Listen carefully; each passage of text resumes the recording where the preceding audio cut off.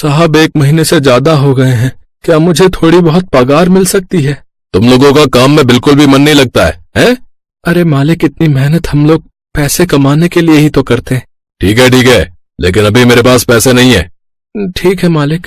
इतना कहकर मंकू अपने मजदूर दोस्त राजेश के साथ वहाँ से चला गया। यार मंकू, सोमवार को ये बुढ़ा पैसे दे दे, उसके बाद मैं काम पर ही नहीं आऊंगा यार। वैसे भी मेरे बेटे की नौकरी लग गई है। उसने कहा है कि पापा आपको काम करने की कोई जरूरत नहीं है। मंकू, काश तेरा भी कोई बेटा होता तो इस बुढ़ापे में तुझे इन जैसे हरामखोरों की बातें सुननी नहीं पड़ती और न ही पैसों के लिए गिड़गिड़ाना पड़ता। राजेश, बच्चों को इस लालच में पाल पोस कर बड़ा नहीं किया जाता कि बुढ़ापे में वो हमारी मदद करेंगे। मुझे पता है कि तू मुझसे ऐसी बातें क्यों कर रहा है, क्योंकि मेरा कोई बेटा नहीं है बल्कि मेरी एक बेटी है। इतना अपने घर चला गया। रात में खाना खाने के बाद मंकू अपनी पत्नी से बातचीत कर रहा था। क्या हुआ? किसी ने कुछ कह दिया क्या? अरे पैसे नहीं मिले तो क्या हुआ, 2 दिन बाद मिल जाएंगे। अरे वो बात नहीं है, मुझे तो अपने परम मित्र राजेश की बात को सोच सोच कर गुस्सा आ रहा है। अरे वो तो 1 नंबर का नशेड़ी आदमी है। मैंने कितनी बार कहा है कि उससे दोस्ती तोड़ दो। वैसे ऐसा क्या कह दिया उसने कि आपका मुंह लटका हुआ है? जब मालिक ने पैसे नहीं दिए तो मैं उदास होकर अपने घर आ रहा था। राजेश भी साथ में था तो उसने कहा कि बस एक बार मुझे पैसे मिल जाने दे, फिर मैं मेहनत मजदूरी करना बंद कर दूंगा, क्योंकि मेरे बेटे की नौकरी लग गई है और अब मुझे काम करने की कोई जरूरत नहीं। वो जो है कुल मिलाकर मुझे ताना मार रहा था। उसके कहने का मतलब यही था कि हमारी एक बेटी है, बेटी की जगह अगर हमारा बेटा होता तो वो हमें कमा के खिलाता। अब बताओ, ये भी कोई बात हुई भला? ये सब बातें उसकी बेटी माधुरी ने सुन ली। अगले दिन वो गांव में ही अपनी के साथ घूम रही थी और उससे बातचीत कर रही थी। यार निर्मला, हम लोग गरीब हैं, तेरा भी कोई भाई नहीं है और मेरा भी कोई भाई नहीं है। मेरे पिता इस उम्र में भी मेहनत मजदूरी करते हैं। ये सब देखकर मुझे अच्छा नहीं लगता। उन्होंने किसी तरह मुझे पढ़ा लिखा दिया है, तो क्या मैं उनकी कोई मदद नहीं कर सकती? मैंने तो तुझसे कितनी बार कहा है कि तू कोई भी काम शुरू कर दे। मैंने तो बचपन में सिलाई सीख ली थी। कुछ पैसे इकट्ठा करके मैंने मशीन ले ली और गांव के सभी लोगों के कपड़े सिलती हूँ, जिससे मैं अपने माता पिता की मदद कर पाती हूँ। लेकिन मुझे तो सिलाई आती नहीं और ना ही मशीन खरीदने के लिए मेरे पास पैसे हैं। तेरे पास कोई ऐसा प्लान है क्या जिससे मैं अभी काम शुरू करूँ और तुरंत से कमाई शुरू हो जाए, और वो भी अच्छी खासी? पर मुझे कोई नौकरी मत, खुद का कोई काम का आइडिया हो तो ही बताना। तभी वहाँ से गाँव के कुछ बच्चे गुजरे। अरे निर्मला दीदी, कल से पास वाले गांव में ना मेला लगने वाला है, आप लोग चलोगे ना? पूरा गांव जा रहा है, वहाँ हमें पापड़ी और पानी पूरी खाने को मिलेंगे। इतना कहकर वो बच्चे वहाँ से चले गए। तभी निर्मला के दिमाग में एक आइडिया आया।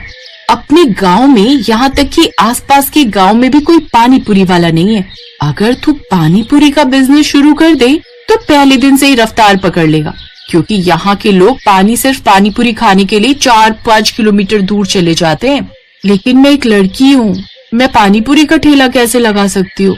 हाय, आज के जमाने में तू भी कैसी बातें कर रही है माधुरी। तूने उस वड़ा पाव गर्ल के बारे में तो सुना ही होगा।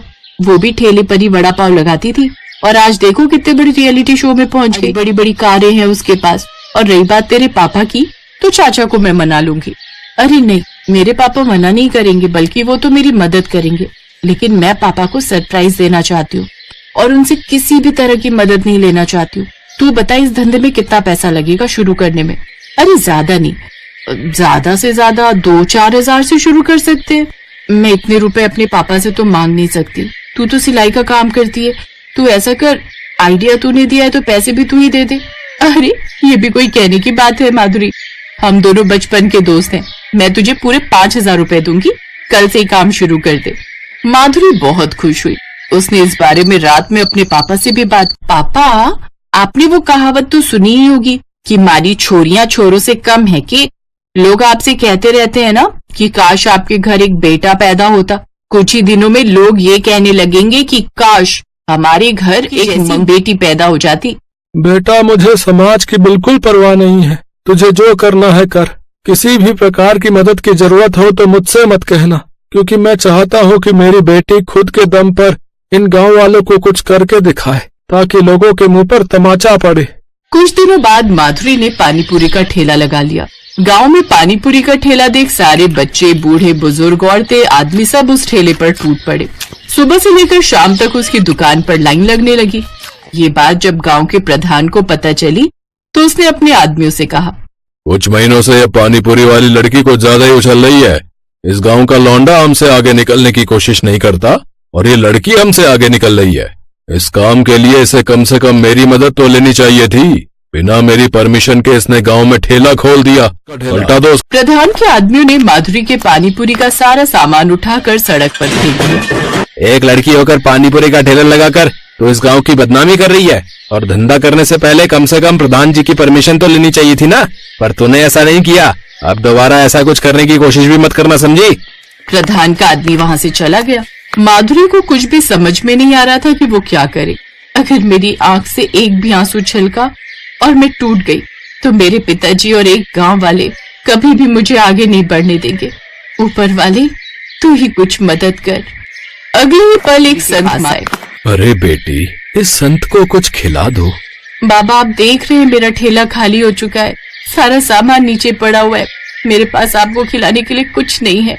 बेटा, तू पानी पूरी जमीन से उठा और यही मुझे खिला दे। लगता है बाबा जी को कुछ ज्यादा ही भूख लगी है। ठीक है, अगर बाबा जी आप खुद कहते हैं तो मैं पानीपुरी खिला देती हूँ।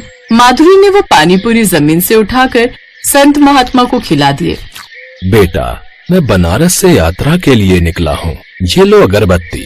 इस अगरबत्ती को अपने ठेले पर लगा देना। फिर उसके बाद तुम्हारी जिंदगी में जितनी भी कठिनाइयां आएंगी वो कठिनाइयां खुद ब खुद हार कर तुझसे दूर चली जाएंगी। इतना कहकर वो संत महात्मा वहाँ से चले गए। माधुरी को कुछ भी समझ में नहीं आया, लेकिन उसने उसी वक्त वो अगरबत्ती अपने ठेले पर लगा दी। जैसे ही अगरबत्ती का धुआं चारों तरफ फैला, वैसे ही उसका ठेला पानीपुरी से भर गया। ये क्या? ये तो चमत्कार हो गया। ये पानीपुरी तो जादू से आ गई। जादुई पानीपुरी। अब पानीपुरी खिलाती जा रही थी, लेकिन उसके ठेले से ना ही पानीपुरी कम हो रहा था और ना ही चटनी। मैंने तुझे एक छोटा सा काम दिया था, एक लड़की से हार गया तू। एक लड़की का ठेला नहीं पलटा पाया। मैंने उसका सारा सामान फेंक दिया था मालिक। पता नहीं ये सब कैसे हो गया। लगता है उसने पैसे तो बहुत ही कमा लिए थे, इसलिए उसने दोबारा सारा सामान भर लिया होगा। तुम सब लोग मेरे साथ चलो, देखता हूँ वो लड़की यहाँ पानीपुरी का ठेला कैसे लगाती है। माधुरी बहुत समझदार और चालाक तो थी ही। उसे पता था कि प्रधान या उसके आदमी नुकसान पहुंचाने के लिए जरूर आएंगे, इसलिए उसने कुछ हवलदारों को अपने ठेले से थोड़ी दूर पर छुपा रखा था। प्रधान अपने आदमियों के साथ वहां पर आया और जैसे ही उसके आदमियों ने ठेले को पलटने की कोशिश की, वैसे ही उनके आदमियों को हवलदारों ने गिरफ्तार कर लिया। प्रधान जी, आप और यहाँ मैं आपको पानीपुरी खिलाती हूँ। अरे घबराइए मत, मैं आपसे बिल्कुल पैसे नहीं लूंगी। माधुरी के इतना बोलते ही प्रधान के लालची दिमाग में एक आइडिया आया। अरे बेटा, कम से कम हमसे एक बार इजाजत तो लेनी चाहिए थी। चलो छोड़ो, हम तुम्हें इस गांव में पानीपुरी का बिजनेस करने की परमिशन देते हैं। प्रधान के कोटे से तुमको एक रेस्टोरेंट बनाने के लिए जमीन मुफ्त, लेकिन हर रोज मुझे, मेरे परिवार और मेरे आदमियों को मुफ्त में पानीपुरी खिलानी पड़ेगी। शर्त मंजूर है प्रधान जी, बस आप अपने वायदे को मत भूलना। सारे गांव वाले गवाह हैं। अगले दिन से प्रधान के सभी आदमी माधुरी के ठेले पर खड़े होकर पानीपुरी खाने लगे। 1 महीना बीत गया और उसके सारे आदमी बीमार पड़ गए, क्योंकि माधुरी दिन भर संत बाबा की दी हुई अगरबत्ती जला देती थी, जिससे वो जादुई पानीपुरी खत्म ही नहीं हो रही थी, बल्कि बढ़ती जा रही। मैंने अपना वायदा पूरा किया। आप और आपके लोग जिंदगी भर पानीपुरी मुफ्त में खा सकते हैं। अब आप अपना वादा पूरा कीजिए। प्रधान ने वो जमीन माधुरी के नाम कर दी। काश मंकू की बेटी जैसी हमारी भी एक बेटी होती। सोनपुर गांव में केशव नाम का एक गरीब मजदूर रहता था। मजदूरी का काम मिल जाए तो परिवार का पेट भर जाए, नहीं तो परिवार खाकर ही सो जाता था। एक दिन, सुनो जी, तुम एक काम क्यों नहीं करते? इस गांव में तो कोई काम मिलने से रहा। तुम वो पहाड़ी के पार वाले गांव में भी तो जाकर कोई काम ढूंढ सकते हो, शायद कोई काम मिल जाए। पर कमला, उस पहाड़ी का रास्ता बहुत खराब है। ज्यादातर सुनसान ही रहती है पहाड़ी। पर कुछ तो करना पड़ेगा जी। बच्चों को कब तक रूखा सूखा खिलाते रहेंगे? कोशिश तो करनी ही पड़ेगी ना जी। ठीक है कमला, मैं कल सुबह ही दूसरे गांव के लिए निकल जाऊंगा, ठीक है, ताकि समय से वापस आ सकूं। कमला अगले दिन केशव को कुछ भुने चने और गुड़ बांध कर देती है। सुनो, ये कुछ भुने चने और गुड़ लेते जाओ, रास्ते में भूख लगेगी तो खा लेना।